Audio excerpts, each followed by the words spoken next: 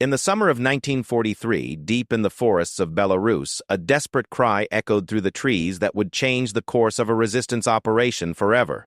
When Lieutenant Kozlov screamed those 4 words into the chaos of gunfire and smoke, he never expected the answer would come from the quietest person in their camp. Maria Volkov had been invisible for months, the supply girl who counted bullets, rationed bread, and mended torn uniforms, without ever speaking unless spoken to. She moved like a shadow through their makeshift camp, her presence so unremarkable that seasoned fighters often forgot she was there at all. Her hands, they noticed, were always steady when she handed out ammunition. Her eyes, they rarely bothered to meet, were always watching. But on that blood-soaked afternoon when Nazi forces surrounded their position and their best marksmen lay wounded or dead, when escape seemed impossible and surrender meant execution, those same steady hands would grip a rifle with the precision of a master. Those same watching eyes would line up shots that would save them all. This is the true story of how a forgotten girl became a legend, how silence became her weapon, and how one moment of courage echoed through the resistance networks of Eastern Europe. This is the story of the day everything changed, when the question, "Who can shoot?" received an answer no one saw coming. Some heroes announced themselves with fanfare and glory. Others emerged from the shadows when the world needs them most.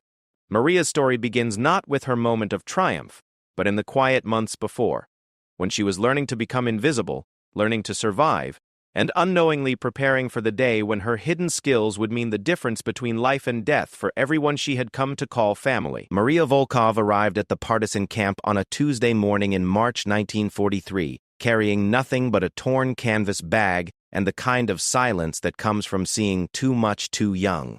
She was 19 years old, though the hardness around her eyes made her look older, and she had walked 47 miles through enemy territory to reach the forest hideout, where Captain Dmitry Kozlov and his resistance fighters were making life difficult for the Nazi occupation forces.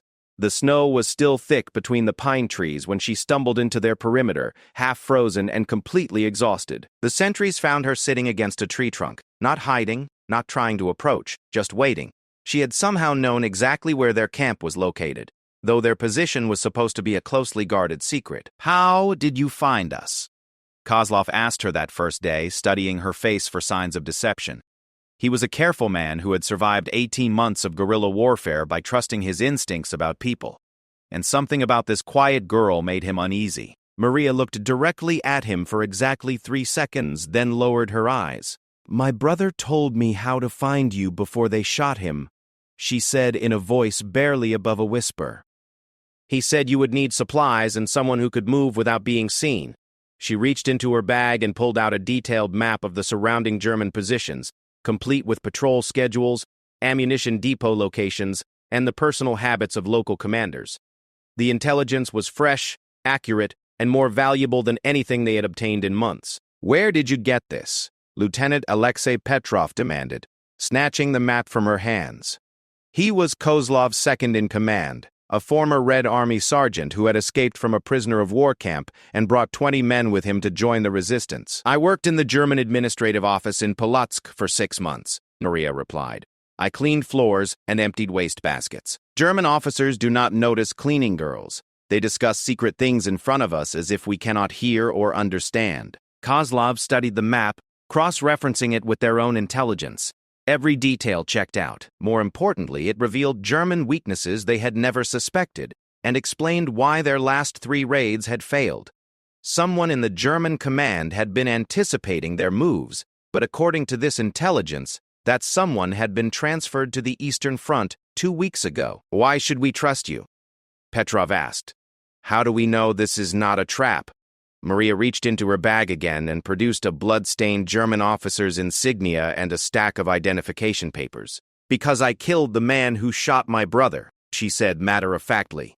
"I poisoned his coffee with rat poison from the supply closet and watched him die. Then I took his papers and walked out of the building. The Germans think I am dead too. They found a burned body in my apartment and assumed it was me.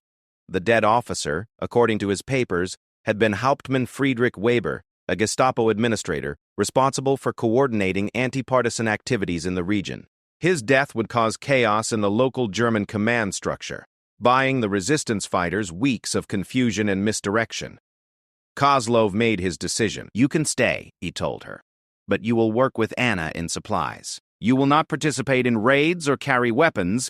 You will keep to yourself and follow orders without question." Maria nodded once and said nothing more. She found a corner of the supply tent and made herself a bed from old blankets. She ate when food was offered and worked whenever there were tasks to complete. She mended torn clothing with neat, careful stitches. She organized ammunition by type and condition. She helped Anna inventory their medical supplies and keep track of food rations. Most importantly, she remained completely invisible. The partisan camp was home to 43 fighters, men and women who had lost everything to the Nazi occupation and chosen to fight back rather than submit. They came from destroyed villages, disbanded military units, and families torn apart by war. Some were motivated by patriotism, others by revenge, all by the simple desire to survive and make their enemies pay for the privilege of occupying their homeland. They lived in dugouts and makeshift shelters hidden deep in the forest, constantly moving to avoid German patrols and aerial reconnaissance. Their weapons were a mix of captured German equipment, Soviet arms salvaged from battlefield casualties, and improvised explosives made from stolen materials. They survived on food stolen from German supply convoys, vegetables grown in hidden forest gardens, and meat from game hunted with crossbows and snares that made no sound. Life in the camp was harsh, dangerous, and utterly dependent on everyone fulfilling their assigned role. The fighters who went on raids needed to know their weapons were clean and functional. The scouts who gathered intelligence needed to trust that their equipment would not fail at a critical moment. The medics who treated wounded comrades needed to be certain their supplies were properly organized and easily accessible. Maria understood this instinctively. She approached every task with the same methodical precision she had used to poison the German officer's coffee. When she cleaned a rifle, every component was inspected and properly maintained. When she packed medical supplies, everything was organized for quick access in emergency conditions. When she prepared food rations, portions were calculated to provide maximum nutrition while conserving limited resources.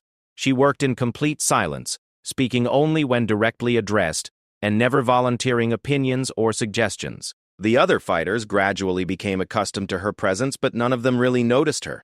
She was simply part of the camp's routine, like checking the perimeter guards or maintaining the radio equipment. This invisibility was exactly what Maria wanted.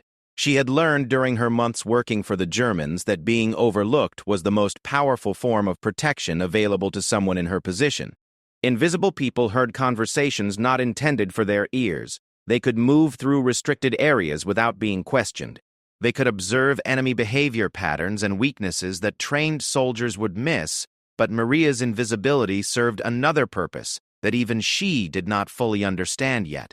Every day as she worked with the camp's weapons, she was learning their characteristics and capabilities. She memorized the weight and balance of every rifle, the trigger pull of every pistol, the effective range of every captured German weapon in their arsenal. During her childhood in a small farming village, her father had been the local gamekeeper, responsible for controlling wolves and other predators that threatened the collective farm's livestock. He had taught her to shoot when she was 12 years old, starting with a small-caliber hunting rifle and progressing to more powerful weapons as her skills developed. Shooting is not about strength or aggression, he had told her during those long afternoons practicing in the forest behind their village. It is about patience, breath control, and understanding your target. A good shooter becomes part of the weapon, and the weapon becomes part of the shot. Everything else is just noise. Her father had been killed during the first week of the German invasion, shot while trying to protect the farm's grain stores from confiscation. Maria had buried him with her own hands and then disappeared into the chaos of war, using her administrative skills to survive while planning her revenge. Now, in the partisan camp, she applied those same shooting lessons to every weapon she maintained. Every weapon she maintained, she learned to judge the condition of rifle barrels by the sound they made when cleaned. She could identify ammunition quality by weight and feel. She memorized the mechanical characteristics of German, Soviet, and captured Polish weapons, understanding how each would perform under different conditions. The other fighters assumed she was simply being thorough in her duties. They had no idea she was unconsciously preparing for a moment when her hidden skills would determine who lived and who died. 3 weeks after her arrival, the camp received word that a German supply convoy would be passing through the area. The convoy included ammunition trucks, food supplies, and a rumored shipment of new winter equipment desperately needed by Nazi forces, preparing for another harsh Eastern European winter. Kozlov decided to attack. The intelligence suggested the convoy would be lightly defended, traveling on a route that offered excellent ambush opportunities. More importantly, capturing the supplies would solve their own logistical problems for months to come. As the fighters prepared their weapons and planned their positions, Maria continued her routine work, organizing supplies and maintaining equipment. She showed no interest in the upcoming raid and asked no questions about the tactical planning. But late that night, as she cleaned rifles by lamplight in the supply tent, she found herself thinking about sight alignment and wind compensation, about target prioritization and shooting positions. She tested the trigger pull on each weapon and made mental notes about which ones would be most reliable under combat conditions. She told herself she was just being thorough in her duties. She did not yet understand that she was preparing for the moment when Lieutenant Kozlov would scream those desperate words into the chaos of battle, and her hidden skills would provide the only answer that mattered. The German supply convoy was supposed to arrive at 2:15 in the afternoon, traveling east on the forest road that connected the occupied town of Vitebsk with forward military positions along the front line. Kozlov's intelligence sources had provided detailed information about the convoy's composition, timing, and defensive arrangements. According to their informants, the convoy consisted of 12 vehicles escorted by 2 armored cars and approximately 30 German soldiers. What the intelligence had not mentioned was that the convoy also included a radio truck equipped with long-range communication equipment, or that the German commander had changed the route at the last minute to include a security sweep of the exact forest area where the partisans had positioned themselves for the ambush. Maria knew none of this as she worked in the supply camp that morning, organizing ammunition and preparing medical supplies for the wounded fighters who would inevitably return from the raid. She had been specifically ordered to remain in camp with Anna and 2 guards, responsible for maintaining security while the main force was engaged in combat operations. The ambush site was located 3 miles from the camp, where the forest road curved around a steep hillside and crossed a narrow bridge over a seasonal creek. Kozlov had positioned his fighters in a classic L-shaped formation, with the main assault force hidden along the hillside and a secondary group positioned to block the convoy's retreat route. The plan was simple and had worked successfully in previous operations. When the lead vehicle reached the center of the kill zone, Lieutenant Petrov would initiate the attack with a captured German Panzerfaust anti-tank weapon. The explosion would disable the lead armored car and block the road, trapping the convoy in the narrow defile. The fighters on the hillside would then engage the escort troops while a demolition team destroyed the supply trucks. At 2:23, exactly 8 minutes behind schedule, the convoy appeared on the forest road. Kozlov watched through binoculars as the vehicles approached his position, noting that the formation was different from what his intelligence had described. Instead of 12 vehicles, he counted 16. Instead of 2 armored cars, there were 3. Most significantly, the escort force appeared to be significantly larger than expected, with soldiers riding on the outside of several trucks. Despite these discrepancies, Kozlov decided to proceed with the attack. His fighters had been in position for 6 hours, and postponing the operation would mean losing an opportunity that might not present itself again for months. He gave the signal for Petrov to prepare the Panzerfaust. The first indication that something was wrong came when German soldiers began dismounting from the trucks before they reached the kill zone. Instead of proceeding directly through the ambush site, the convoy had stopped approximately 200 meters short of the bridge, and troops were deploying in tactical formation along both sides of the road. Kozlov realized immediately that his position had been compromised.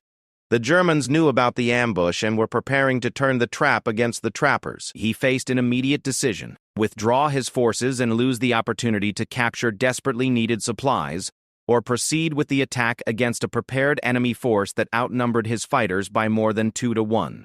He chose to attack. The battle began when Petrov fired the Panzerfaust at the lead armored car, scoring a direct hit that disabled the vehicle and blocked the road as planned. But instead of creating confusion in the German ranks, the explosion seemed to trigger a coordinated response that suggested the enemy had been expecting exactly this type of assault. German soldiers immediately took cover behind their vehicles and began returning accurate fire at the partisan positions on the hillside. Worse, additional troops began emerging from the forest on both flanks, indicating that the ambush had itself been ambushed. The partisans found themselves surrounded and outnumbered, fighting for their lives instead of conducting a lightning raid against an unsuspecting convoy. The radio truck that Kozlov's intelligence had failed to identify immediately began broadcasting distress signals, calling for reinforcements from nearby German units. Within minutes, the partisans would not only be fighting the convoy's escort force, but also facing additional enemy troops responding to the radio calls. Back at the camp, Maria heard the sound of gunfire echoing through the forest and knew immediately that something had gone wrong. The battle was lasting too long and sounding too intense for a successful ambush operation. Successful raids were over quickly, with minimal resistance from surprised and demoralized enemies. This sounded like a prolonged firefight between determined forces. Anna was frantically preparing medical supplies and organizing space for wounded fighters.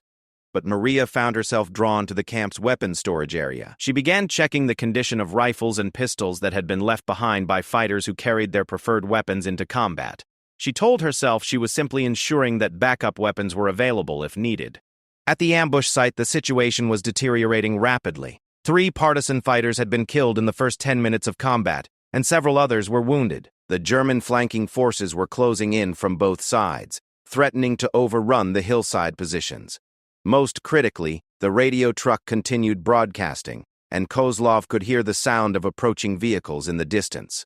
Lieutenant Petrov organized a fighting withdrawal, using covering fire to allow wounded fighters to retreat towards secondary positions deeper in the forest. But the Germans had superior numbers, better equipment, and the advantage of tactical surprise. They pressed their attack aggressively, clearly intending to eliminate the entire partisan force rather than simply driving them away.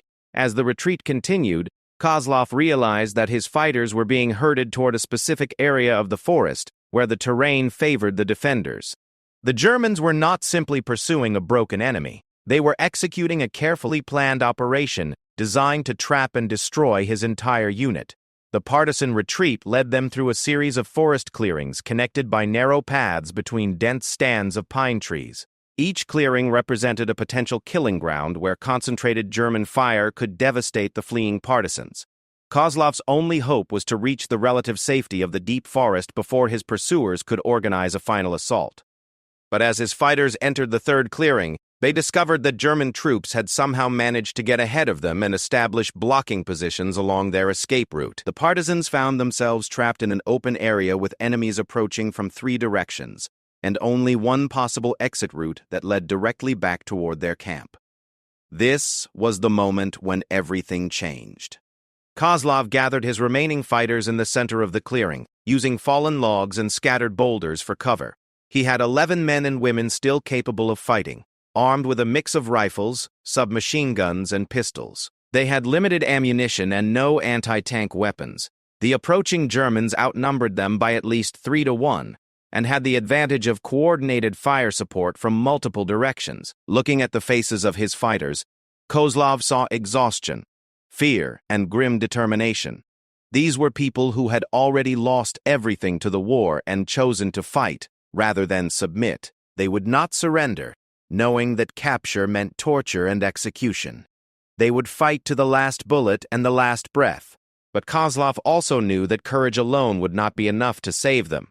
The Germans were closing in methodically, using proven tactics that had eliminated other partisan groups throughout the occupied territories. In less than an hour, his fighters would be overwhelmed by superior numbers and firepower.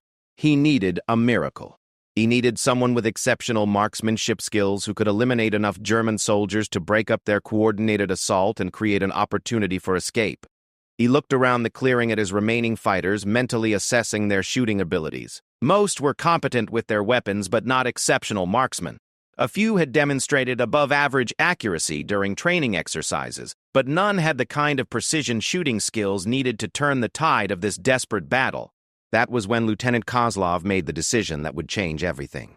Instead of trying to fight their way out with the resources immediately available, he would send a messenger back to the camp to bring reinforcements and additional ammunition. More importantly, He would request that anyone with superior marksmanship skills be sent forward immediately. He had no idea that his desperate message would reach Maria Volkov, or that the silent supply girl would respond to his call with skills that no one in the camp had ever imagined she possessed.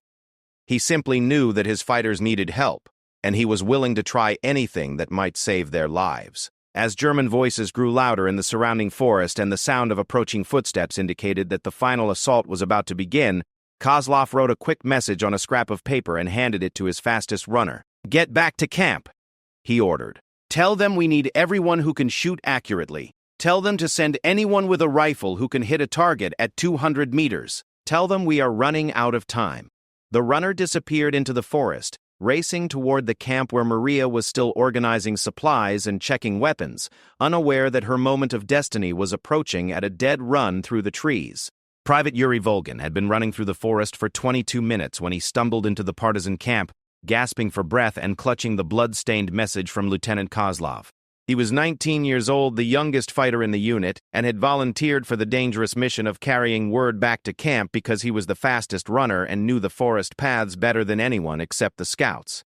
The journey from the trapped partisan position to the camp normally took 45 minutes at a walking pace through the network of deer paths and concealed trails that connected their various hideouts and observation posts. Running at full speed through enemy-controlled territory, dodging German patrols and avoiding the main roads where mechanized units might be moving to reinforce the convoy attack, Yuri had covered the distance in just over 20 minutes. He had been shot at twice during the run, once by a German patrol that spotted him crossing a clearing, and once by nervous partisan sentries who nearly mistook him for an enemy infiltrator. A bullet had grazed his left shoulder, and blood was soaking through his jacket. But adrenaline and desperation had kept him moving toward the camp, where reinforcements might still save his trapped comrades. Anna Fedorova was the first to reach him as he collapsed near the communications tent, clutching his side and struggling to catch his breath. She was the camp's senior medic, a former army nurse who had joined the partisans after her hospital unit was overrun during the German advance. She immediately began examining his wounds while calling for Maria to bring medical supplies. "They are surrounded," Yuri gasped between ragged breaths. The Germans were waiting for them. It was a trap. The captain says to send everyone who can shoot accurately. He needs marksmen. Good marksmen. They will all die if we do not send help immediately. Anna read Kozlov's hastily written message while Maria applied bandages to Yuri's shoulder wound. The writing was barely legible, scrawled in pencil on a piece of paper torn from a field manual, but the desperation was unmistakable. The ambush had failed completely, the partisan force was trapped and outnumbered, and they needed reinforcements within the hour or they would be annihilated. The problem was that the camp had been deliberately stripped of its best fighters for the convoy raid. The people remaining were support personnel, guards, and fighters recovering from wounds sustained in previous operations. Of the 7 people currently in camp, only 3 were capable of combat operations, and none were considered exceptional marksmen. Anna looked around the camp, mentally cataloging the available personnel. There was Boris, the radio operator, who was competent with a rifle but had poor eyesight and was better suited for defensive positions. There was Ivan, one of the perimeter guards, who was steady under fire but had never demonstrated particular accuracy at long range. There was Mikhail, a former factory worker who had joined the partisans only 6 weeks earlier and was still learning basic weapons handling. And there was Maria. Anna had never seen Maria fire a weapon. The supply girl had been specifically assigned to non-combat duties and had never expressed interest in participating in raids or training exercises. She worked with weapons constantly, cleaning and maintaining them, but always as equipment rather than tools she might use herself. But as Anna watched Maria treat Yuri's wounds with calm efficiency, she noticed something she had never observed before. Maria's hands remained completely steady despite the crisis atmosphere in the camp.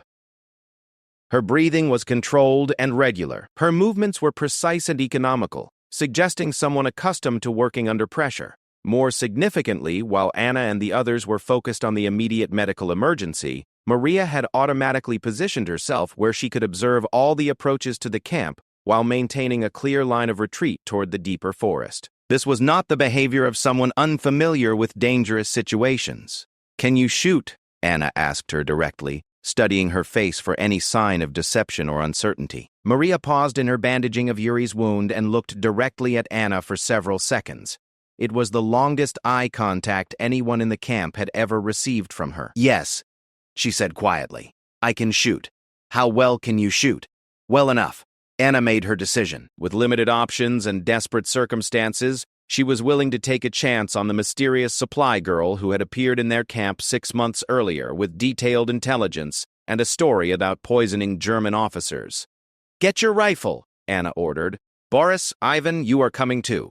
Mikhail, you stay here with Yuri and maintain radio watch. If we do not return by nightfall, pack essential supplies and move the camp to the secondary location." Maria disappeared into the supply tent and emerged moments later carrying a captured German Mauser K98K rifle and a leather pouch containing ammunition. The weapon was one she had maintained repeatedly over the previous months, and she had chosen it specifically because she knew its characteristics better than any other rifle in their arsenal. The Mauser was a precision instrument, designed for accuracy at long range and favored by German snipers throughout the war. It fired a powerful 7.92 mm cartridge capable of penetrating most forms of cover and body armor. More importantly, this particular rifle had been captured from a German sniper whose personal modifications had improved its already excellent accuracy. Maria had discovered these modifications during routine maintenance, recognizing the subtle alterations to the trigger mechanism and sight alignment that indicated professional sniper training. She had carefully preserved these improvements while cleaning and storing the weapon, understanding instinctively that they represented the difference between a standard infantry rifle and a precision shooting instrument. As the rescue party prepared to leave camp, Anna noticed that Maria moved with the weapon as if it were a natural extension of her body. She checked the rifle's action with practiced efficiency, verified the condition of her ammunition, and adjusted the sling for optimum carrying position during rapid movement through forest terrain. These were not the actions of someone learning to use a rifle for the first time. The journey to the trapped partisan position would normally require 45 minutes of careful movement through concealed forest paths. But with their comrades fighting for their lives and time running out, the rescue party would need to cover the distance in half that time while avoiding German patrols that were certainly flooding the area in response to the convoy attack. Anna led the way, using her knowledge of alternate routes and emergency paths to navigate around known German positions. Behind her, Boris and Ivan carried extra ammunition and medical supplies, prepared to provide covering fire while Maria attempted whatever long-range shooting might be possible, given the tactical situation. But as they moved through the forest, Anna began to notice details about Maria's movement that raised questions about her true background and experience. The supply girl moved through the dense undergrowth with the silent efficiency of an experienced scout. She automatically avoided stepping on dry branches or brushing against vegetation that might reveal their position. She instinctively chose routes that provided maximum concealment while maintaining clear fields of fire. Most significantly, she carried her rifle in a way that would allow immediate engagement of targets without unnecessary movement or preparation. This was not casual familiarity with weapons. It was tactical proficiency that suggested extensive training and experience. 20 minutes into their journey, the rescue party encountered their first German patrol. 4 soldiers moving along a forest path approximately 200 meters from their position. The Germans were clearly part of the reinforcement effort, moving toward the sound of gunfire that continued to echo through the trees ahead. Anna signaled for the partisans to take cover while the patrol passed. Standard procedure would be to avoid contact, allowing the Germans to continue toward the battle area without revealing the presence of additional partisan forces in the region. But Maria had a different idea. She positioned herself behind a fallen log that provided both concealment and a stable shooting platform, adjusted her rifle's sight settings for the range and wind conditions, and waited for the German patrol to reach the optimal firing position. Her breathing became slow and controlled, and her entire body seemed to settle into perfect stillness. Anna realized what was happening and started to signal for Maria to hold her fire, but stopped when she saw the absolute concentration on the younger woman's face. This was not the expression of someone about to attempt a difficult shot for the first time. This was the focused intensity of someone who had made similar shots before. The German patrol was moving in standard formation, with a lead scout, 2 riflemen, and a rear guard maintaining approximately 10-meter intervals between positions. They were alert, but not expecting contact, moving with the confidence of soldiers operating in territory they considered secure. Maria waited until the patrol reached a small clearing where all 4 soldiers would be visible simultaneously. Then, with movements so smooth they seemed almost mechanical, she acquired her first target, controlled her breathing, and squeezed the trigger. The shot was perfect. The German lead scout dropped instantly, killed by a bullet that struck him precisely in the center of his chest. Before his body hit the ground, Maria had worked the rifle's bolt action and was already aligning her sight on the second target. The remaining Germans had no idea where the shot had come from. They dove for cover, shouting warnings and trying to identify the sniper's position. But Maria's position was perfectly concealed and her muzzle flash had been invisible from their angle. Her second shot came 8 seconds after the first, dropping the German sergeant who was attempting to coordinate his patrol's response to the sniper attack. Her third shot eliminated the soldier who had been trying to work his way around to flank her position. The fourth German, realizing that his entire patrol was being systematically destroyed by a sniper he could not locate, broke cover and ran toward the rear, hoping to escape and report the contact to his commanders. Maria's fourth shot dropped him at a dead run, at a range of nearly 300 meters, while he was dodging between trees and changing direction to avoid giving her a clear target. The entire engagement had lasted less than 2 minutes. 4 experienced German soldiers, alert and prepared for combat, had been eliminated by a sniper they never saw. More importantly, the rescue party had eliminated a patrol that would otherwise have reinforced the forces surrounding Kozlov's trapped fighters. Anna stared at Maria in shock, trying to reconcile what she had just witnessed with her previous assumptions about the quiet supply girl. The shooting display represented a level of marksmanship that exceeded anything she had seen from professional soldiers or experienced hunters. "Where did you learn to shoot like that?" she asked. Maria was already reloading her rifle, inserting fresh cartridges into the magazine with mechanical precision. "My father taught me," she replied in the same quiet voice she always used. "He said shooting was about patience and breath control. Everything else is just noise." But Anna knew there was more to it than childhood lessons with a village gamekeeper. The shooting she had just witnessed represented years of training and practice, the kind of precision that only came from extensive experience under combat conditions. As they continued toward the trapped partisan position, Anna began to understand that Maria Volkov was not the person she appeared to be. The quiet supply girl who maintained weapons and organized supplies was carrying secrets that went far deeper than her story about working in German administrative offices. More importantly, those secrets were about to save the lives of every partisan fighter trapped in the clearing ahead, where Lieutenant Kozlov was preparing to make his final stand against overwhelming odds. The sound of gunfire was getting louder as they approached the battle area, and Anna could hear German voices shouting orders in the distance. The final phase of the engagement was beginning, and Maria's hidden skills were about to be put to their ultimate test. Lieutenant Kozlov could hear German officers shouting orders in the forest around the clearing where his 11 remaining fighters had taken their final defensive position. The enemy was preparing for the assault that would overwhelm his position and eliminate his entire unit. He had perhaps 10 minutes before coordinated fire from 3 directions would make their position untenable. His ammunition was running critically low. Most of his fighters had fewer than 20 rounds remaining, and several were down to their last magazine. They had managed to eliminate 6 German soldiers during the running battle through the forest, but the enemy still outnumbered them by more than 2 to 1 and held all the tactical advantages. The clearing where they had made their stand was approximately 60 meters across, surrounded by dense pine forest that provided excellent concealment for attacking forces. Fallen logs and scattered boulders offered some protection for the defenders, but not enough to stop concentrated fire from multiple directions.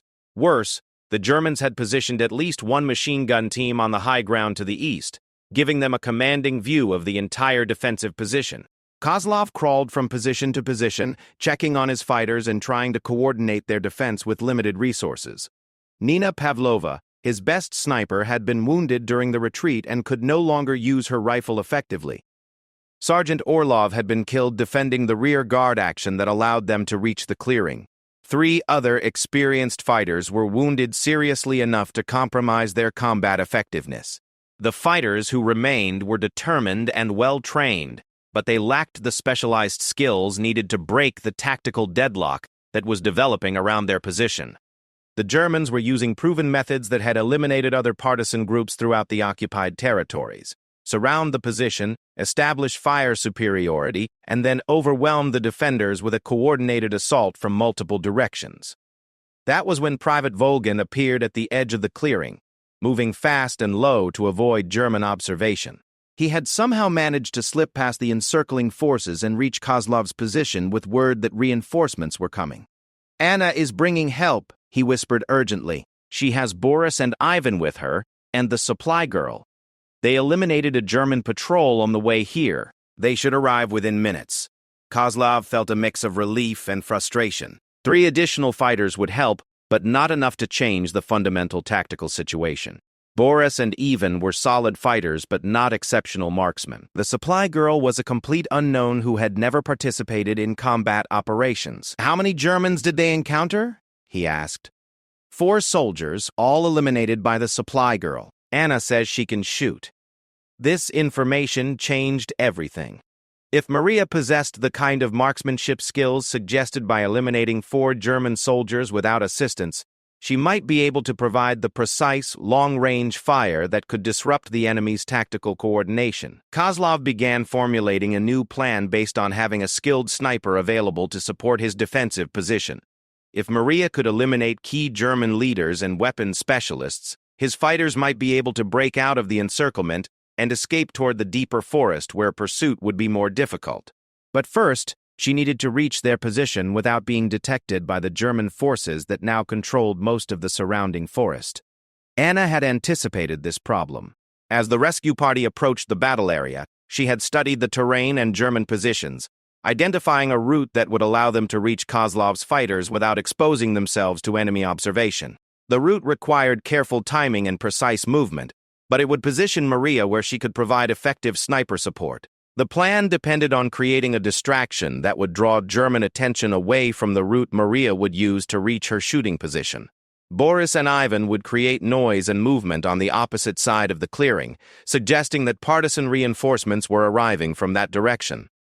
While the Germans repositioned to meet this threat, Maria would move into position on elevated ground overlooking the clearing. Anna positioned Boris and Ivan approximately 200 meters from the German positions and instructed them to begin harassing fire at precisely 4:30 p.m. They would fire rapidly for 30 seconds, then move to alternate positions and repeat the process. The goal was not to eliminate German soldiers, but to create confusion and force them to divert resources toward defending against this apparent flanking attack. While Boris and Ivan prepared their distraction, Anna led Maria to a rocky outcrop on the hillside overlooking the clearing. The position provided excellent observation of the entire battle area and clear fields of fire toward all 3 German positions. More importantly, it was concealed from German observation and offered multiple escape routes if withdrawal became necessary. Maria studied the tactical situation through her rifle scope, identifying key targets and calculating ranges to various German positions. She could see at least 15 enemy soldiers, including the machine gun team that dominated the eastern approach and what appeared to be a German officer directing the encirclement operation. The officer was her primary target. Eliminating him would disrupt German tactical coordination and potentially cause enough confusion to allow Kozlov's fighters to break out of their trapped position. But the shot would be difficult. Approximately 250 meters through forest cover, with the target partially concealed behind a large pine tree. Maria adjusted her rifle's sight settings and found a stable shooting position using a boulder as a rest. She controlled her breathing and waited for the distraction to begin, knowing that she would have only seconds to eliminate key targets before the Germans realized they were under sniper attack. At exactly 4:30, Boris and Ivan opened fire from their position on the opposite side of the clearing. The sound of automatic weapons fire immediately drew German attention, and Maria could see enemy soldiers repositioning to meet the apparent threat from that direction. This was her opportunity. Her first shot took the German officer in the center of his chest, dropping him instantly and creating immediate confusion in the enemy ranks. Before the Germans could react to the sniper attack, Maria had acquired her second target, the machine gunner who had been dominating the eastern approach to the clearing. Her second shot eliminated the machine gunner and effectively neutralized the weapon that had been preventing Kozlov's fighters from moving to better defensive positions. The assistant gunner attempted to take over the weapon, but Maria's third shot dropped him before he could bring the gun back into action. German soldiers were now shouting warnings and trying to locate the sniper position, but Maria's concealment was perfect, and her muzzle flashes were invisible from their angle. She continued to engage targets methodically, eliminating soldiers who were attempting to coordinate the assault on Kozlov's position. In the clearing below, Kozlov immediately recognized the opportunity created by the sniper fire.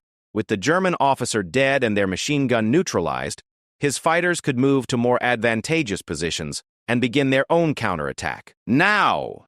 he shouted to his remaining fighters. "While they are confused, follow me." The partisan fighters emerged from their defensive positions and began moving toward the weakest point in the German encirclement. They advanced in short rushes, using covering fire and tactical movement to avoid the remaining enemy positions. Maria provided overwatch for their movement, eliminating German soldiers who tried to block the partisan advance.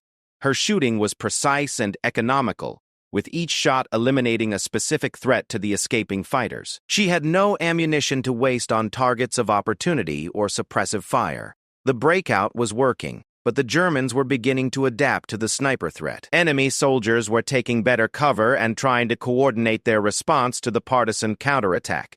Worse, Maria could hear the sound of vehicles approaching through the forest, indicating that German reinforcements were arriving. She had perhaps 5 minutes before overwhelming enemy numbers would make escape impossible, even with sniper support.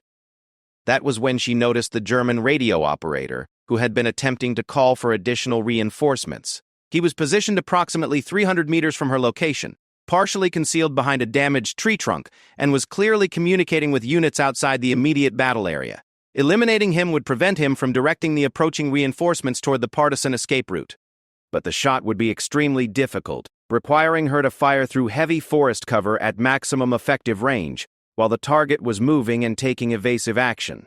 Maria studied the target through her scope, calculating wind drift and bullet drop over the extended range. She had one opportunity to make the shot before the radio operator would disappear into better concealment.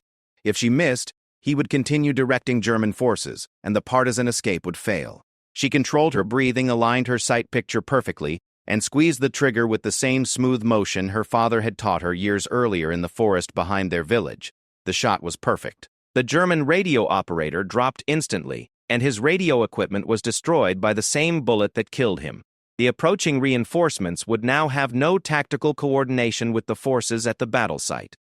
But the shot had also revealed Maria's position to the remaining German soldiers. Enemy fire began impacting around her location, and she knew that she had only moments before her position would become untenable. She fired her last 3 rounds at German soldiers who were attempting to block Kozlov's escape route, then gathered her equipment and prepared to withdraw. The partisan fighters were successfully breaking out of the encirclement, but she needed to reach the rendezvous point before German forces could reorganize and pursue. As she moved down from her shooting position, Maria could see Kozlov's fighters disappearing into the forest, using the confusion created by her sniper fire to escape toward safety. The mission was succeeding, but the most dangerous part was still ahead. She needed to reach the extraction point where Anna was waiting with Boris and Ivan, and she needed to do it before the German reinforcements arrived and sealed off all escape routes from the battle area. Behind her, she could hear German soldiers shouting orders and trying to organize pursuit operations. But their coordination had been shattered by the loss of their officer and radio operator, and they were uncertain about the strength and location of the partisan forces that had just escaped their trap. Maria moved through the forest with the silent efficiency she had learned during her months of survival in occupied territory, using every technique her father had taught her about moving unseen through hostile country. She was no longer the invisible supply girl who maintained weapons and organized equipment. She was a ghost with a rifle, and she had just saved the lives of every fighter in Kozlov's unit. The partisan camp buzzed with activity as the survivors of the failed convoy raid returned throughout the evening, carrying wounded comrades and salvaged equipment from what should have been a disaster. By nightfall, all but 2 of Kozlov's fighters had made it back to the safety of the forest hideout, and even those 2 were confirmed alive, having been assigned to establish observation posts along the German patrol routes. Lieutenant Kozlov sat in the command tent, writing his after-action report by lamplight, trying to find words to describe how 11 trapped fighters had escaped from a coordinated German operation that should have eliminated his entire unit. The tactical situation had been hopeless, the enemy advantages overwhelming, and yet somehow they had not only survived, but had inflicted significant casualties on a superior force. The key factor, he knew, had been Maria Volkov. During the past 6 months, she had been the invisible supply girl, so quiet and unremarkable that experienced fighters often forgot she was present during planning sessions. She cleaned weapons, organized ammunition, and maintained equipment with methodical efficiency, but always in the background. Now, suddenly, she had revealed herself to be one of the most skilled marksmen anyone in the unit had ever encountered. Her shooting during the rescue operation had been nothing short of extraordinary, demonstrating precision and tactical awareness that exceeded the capabilities of professional soldiers and experienced snipers. But even more mysterious than her shooting skills was the question of where she had acquired them. Her story about learning from her father was plausible for basic marksmanship, but the level of expertise she had displayed suggested extensive training and combat experience. She had engaged multiple targets at varying ranges under difficult conditions, making split-second decisions about target priority and tactical timing that indicated far more than casual familiarity with sniper operations. Kozlov had commanded partisan fighters for 18 months. Working with men and women from diverse military and civilian backgrounds, he had served with former Red Army officers, professional hunters, and even a few individuals who had received specialized training in reconnaissance and sabotage operations. None of them had demonstrated the combination of technical skill and tactical instinct that Maria had displayed during the rescue operation. The next morning, he called her to the command tent for a private conversation. She appeared at the appointed time carrying the same quiet demeanor she had maintained since arriving at the camp. But now Kozlov noticed details about her that he had previously overlooked. She moved with the unconscious precision of someone accustomed to operating in dangerous environments. Her eyes automatically scanned the tent's interior, identifying potential threats and escape routes. She positioned herself where she could observe the tent's entrance while maintaining a clear line of withdrawal toward the rear. These were not the habits of a village girl who had worked as a cleaning woman in German administrative offices. "Who are you?"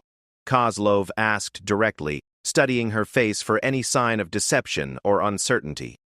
Maria met his gaze steadily, and for the first time since her arrival at the camp, she smiled slightly. It was a sad expression that suggested someone remembering pain and loss that went far deeper than the personal tragedies that had brought most fighters to the partisan movement. "I told you the truth," she replied. "My name is Maria Volkov. My brother was killed by the Germans, and I poisoned the officer responsible for his death. Everything I said about my background is accurate, but not complete." "No," she agreed. "Not complete." She paused, apparently deciding how much to reveal about her true background and experience. When she continued, her voice carried a different quality, more confident and direct than the whispered responses that had characterized her previous conversations. "Before the war, I was a student at Moscow University, studying literature and languages. When the invasion began, I volunteered for special training with the NKVD. They needed people who could operate behind enemy lines, gathering intelligence and conducting sabotage operations. People who could blend in with civilian populations and move through occupied territory without attracting attention. This revelation explained everything: her ability to obtain detailed German intelligence, her knowledge of enemy operational procedures, her skill with weapons and explosives, and most importantly, her expert marksmanship abilities. I was trained by Red Army snipers and reconnaissance specialists," she continued. "For 8 months, they taught me everything from long-range shooting to demolitions work to survival in hostile territory. Then they inserted me into occupied Belarus with false identity papers and instructions to establish contact with partisan groups. But her mission had gone wrong almost immediately. The Soviet intelligence network in Belarus had been compromised by German counterintelligence operations, and most of the contacts she had been given were either dead or captured. She found herself alone in enemy territory, with no communication with her superiors and no clear way to complete her assigned mission. I spent 6 months working for the Germans, gathering intelligence and waiting for an opportunity to make contact with legitimate resistance forces," she explained. "When I heard about your unit, I decided to join you rather than continue operating alone." Kozlov absorbed this information, understanding now why Maria had been able to provide such valuable intelligence about German positions and operations. She was not a refugee who had stumbled into partisan warfare. She was a trained intelligence operative who had been specifically prepared for exactly this type of mission. "Why didn't you tell us this when you first arrived?" he asked. "Because you would not have trusted me," she replied honestly. Soviet intelligence operatives are viewed with suspicion by many partisan groups, and rightfully so. Too many of them are more concerned with political control than with fighting the Germans. I needed to prove myself through actions rather than credentials. Over the following weeks, Maria's role in the partisan unit evolved from supply clerk to specialized operations specialist. Her intelligence training, combined with her proven shooting abilities, made her invaluable for reconnaissance missions and selective elimination of high-value German targets. She began operating alone, moving through occupied territory to gather intelligence on German troop movements, supply operations, and administrative activities. Her ability to blend in with civilian populations allowed her to operate in areas where other partisan fighters would be immediately identified and captured. More importantly, she began conducting targeted assassination missions against German officers and collaborators who were causing particular problems for resistance operations in the region. Her shooting skills, combined with her ability to approach targets without suspicion, made her extraordinarily effective at eliminating specific individuals while avoiding the kind of massive reprisals that typically followed partisan attacks. The Germans began to notice patterns in these deaths. Officers who had been successful at anti-partisan operations were dying under mysterious circumstances, often shot from long range by a sniper who was never seen or identified.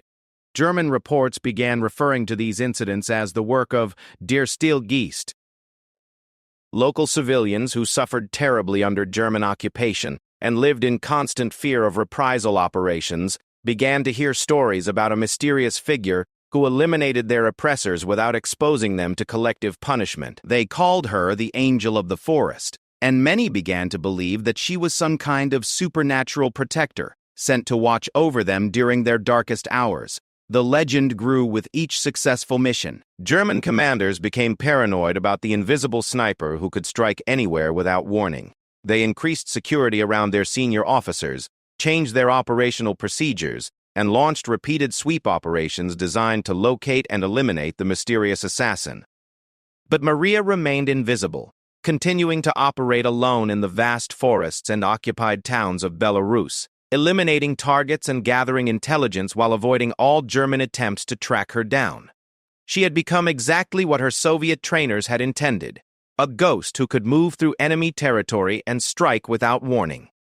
For Kozlov and his fighters, Maria's transformation from quiet supply girl to legendary sniper represented something more than just a tactical advantage. She had become a symbol of hidden strength and unexpected heroism, proof that even the most ordinary-seeming people might possess extraordinary capabilities when circumstances demanded them. The story of the day Lieutenant Kozlov had screamed, "Who can shoot?" into the chaos of battle and received an answer from the person no one had noticed, became part of partisan folklore throughout the region. Other resistance groups heard the tale and began to look more carefully at the quiet individuals in their own ranks, wondering who among them might possess hidden skills that could change the course of desperate battles.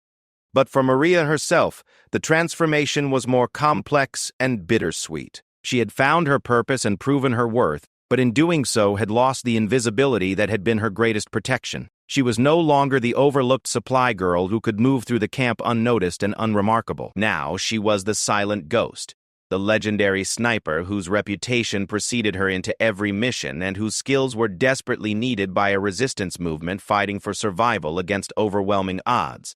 She had saved the lives of 11 partisan fighters on that desperate afternoon when everything went wrong, but in doing so had revealed herself to be someone who could never again disappear into the background. The war would continue for 2 more years, and Maria would continue to serve as both sniper and intelligence operative, conducting missions throughout occupied Eastern Europe and training other women in the specialized skills she had learned from her Soviet instructors. Her legend would spread beyond the forests of Belarus, inspiring resistance fighters and terrorizing occupation forces from Ukraine to Poland. But she would always remember that moment when Lieutenant Kozlov's desperate cry had called her out of the shadows, when she had answered with skills no one knew she possessed, and when a single perfect shot had changed the course of a battle and revealed the true nature of the quiet girl who had been hiding in plain sight all along. The silent supply girl had become the ghost with a rifle, and neither she nor the resistance movement she served would ever be the same.